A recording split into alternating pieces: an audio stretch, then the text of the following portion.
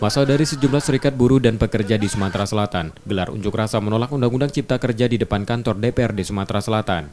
Pekerja yang mengikuti unjuk rasa mengajukan sejumlah tuntutan, diantaranya meminta Presiden segera menerbitkan peraturan pemerintah pengganti undang-undang atau Perpu untuk mencabut Undang-Undang Cipta Kerja Omnibus Law.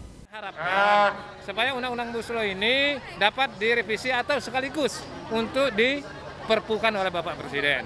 Ini salah satu upaya untuk memikirkan masa depan pekerja kita, buruh kita, terutama anak-anak cucu kita ke depan itu. Dengan adanya undang-undang ini, kalaupun itu benar, pasti akan sangat merugikan, termasuk Anda. Sementara itu, pimpinan DPRD Sumatera Selatan mengaku siap menerima dan menyampaikan aspirasi buruh ke DPR RI dan pemerintah pusat. Hal tersebut juga dilakukan pada unjuk rasa mahasiswa beberapa hari lalu. Kami di Gedung Rakyat ini menerima aspirasi dari manapun juga.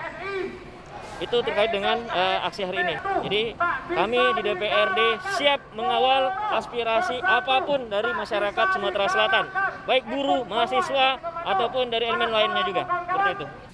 Unjuk rasa ini merupakan yang pertama dilakukan Serikat Buruh Sumatera Selatan setelah disahkannya Undang-Undang Cipta Kerja.